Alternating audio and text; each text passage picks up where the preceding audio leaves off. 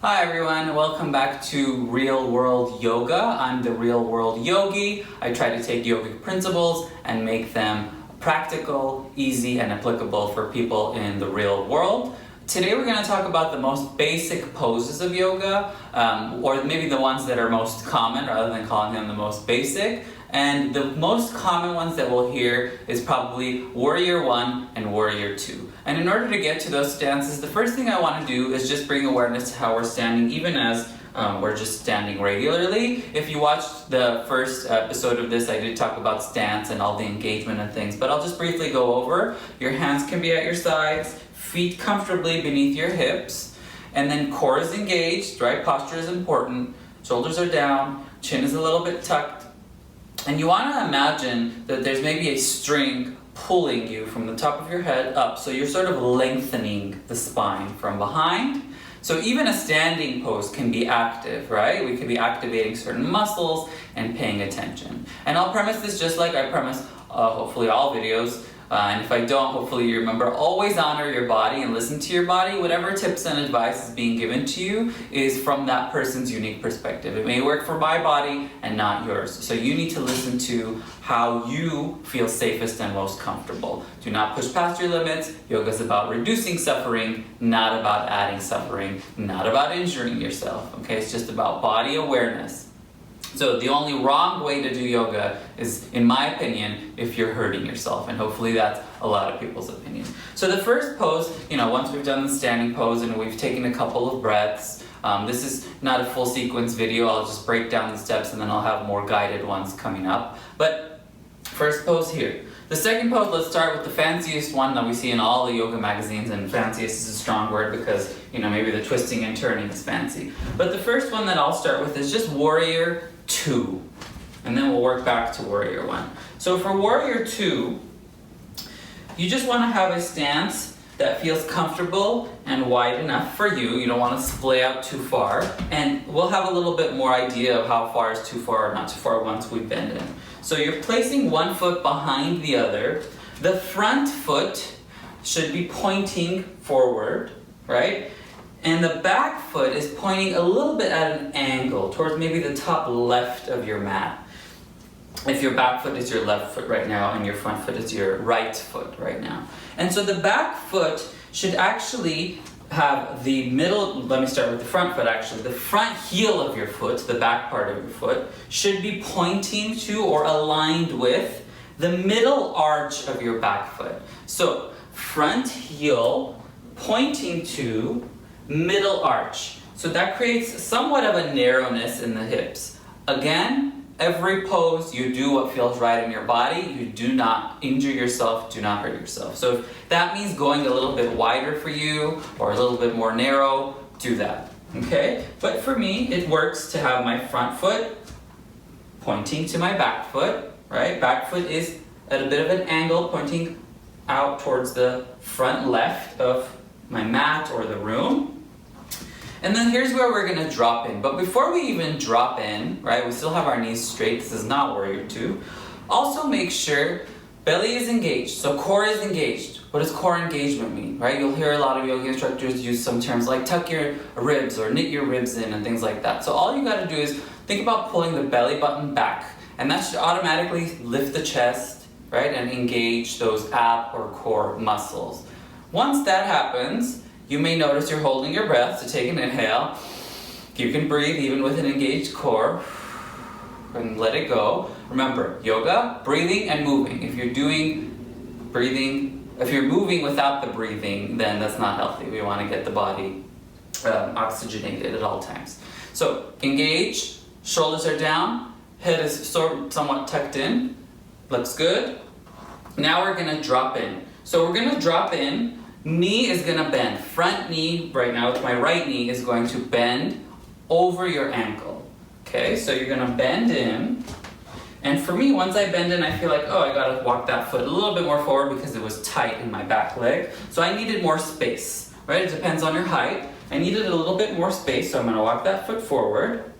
Don't lose the core engagement, which I've already done. Now, knee injuries. Let's be careful. Knee needs to be approximately over that heel of your front foot. So my knee is aligned. Knee is aligned. We don't go too far past because that's putting pressure personally on my knee and it can hurt and injure myself, right? And if you don't go far enough, you're not getting enough action. But less could work for you if that's where you are. But again, you want to aim for knee over the heel. Back leg is engaged, knee is over the heel. Engage the core, squeeze it in. Okay, take an inhale. Check for alignment. You may feel a stretch in the hips. And let's add our arms. So then you just stretch the arms out, right, from top to back. And you can look over your front finger, your front middle finger. Again, shoulders come down. See if you've lost the engagement in the core. Check the knee.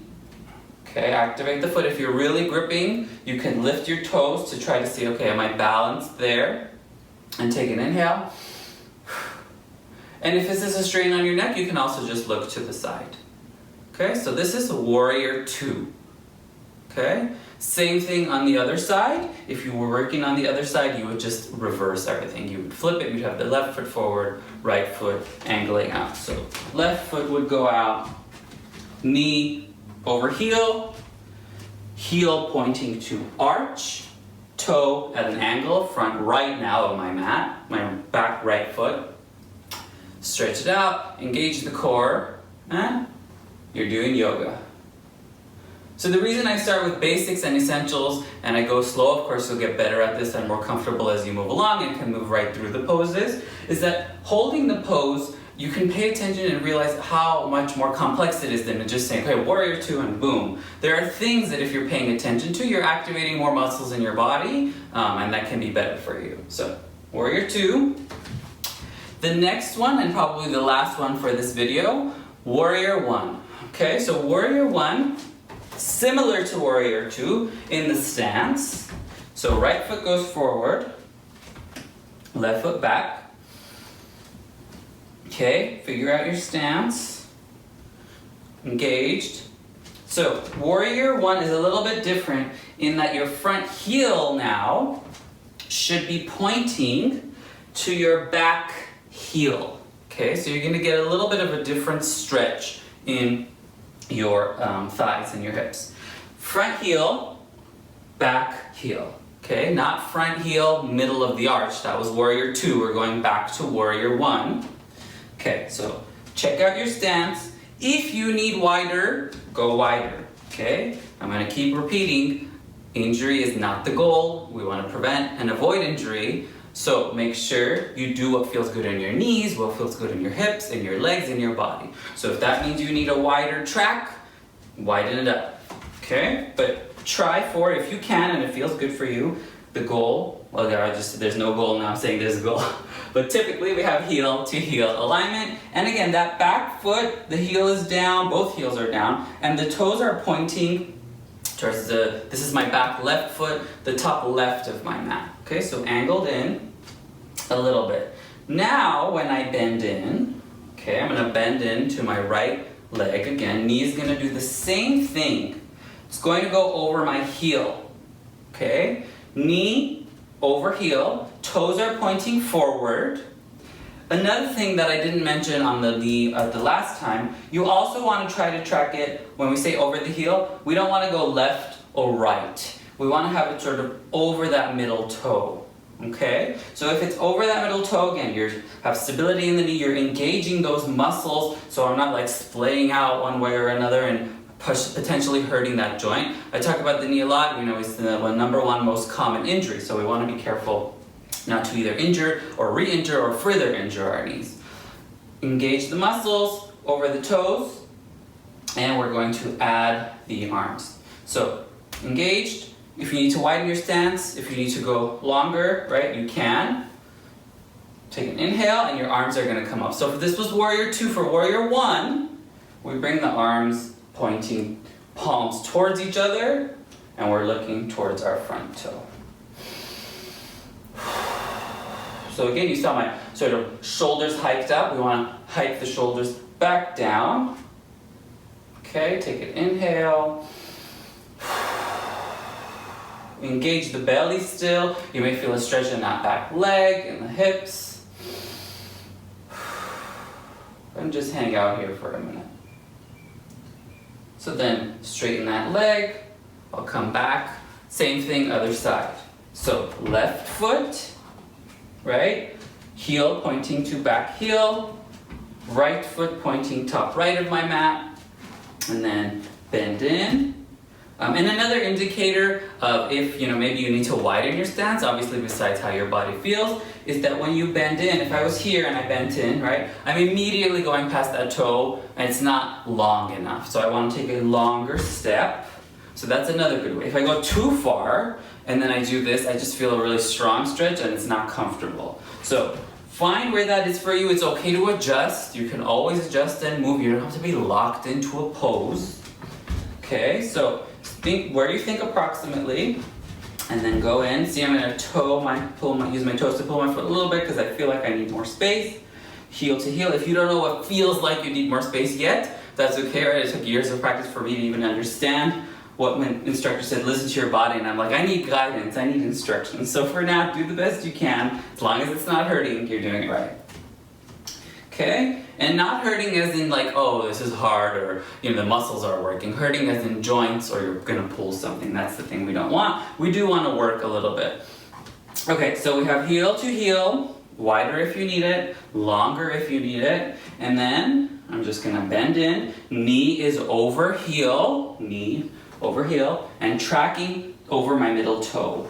So it's not going left, it's not going right, it's just right over it. Okay, and then bring my arm, palms facing forward, twist in, shoulders come back down,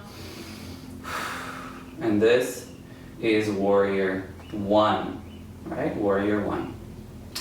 Hang out here for a minute, feel the stretch, activate that back leg, pull in the belly button, bring the shoulders down, right? You might do one thing, and then the tension from there jumps to another part. So I activated the belly button, and then my shoulders hiked up, right? It feels tense, and then, okay, bring that down. And bring that down, and I lost the engagement in the leg. So you can re-engage the leg and bring it up.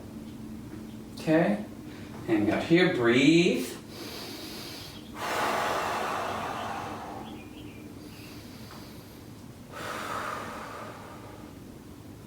And then you can straighten that leg. Maybe bring the back foot up and stand. So those are your 2 poses for this video. Simple, yet not, right? It's a little bit complex. You want to practice getting those right. Goal is non-injury. Goal is doing what feels good in your body, but typically Warrior 2 is a common one that's called, and Warrior 1 is a common one that's called, which you would have to adjust that foot. 2, heel to arch. 1, heel to heel. And why not, let's just turn this into a crescent pose. Crescent pose, not going to be your favorite, but while we're here in Warrior 1, okay, all that needs to really happen, heel to heel, Warrior 1, that back heel needs to turn up. My back heel is my left one right now, turns up, right, and now I'm on my toes, trying to, shoulders back, core engaged. Here we go. And this would be crescent. I talk more about crescent in another episode, but just because we're here, you want to try crescent, you can. Okay? And you can try it on both sides. Good.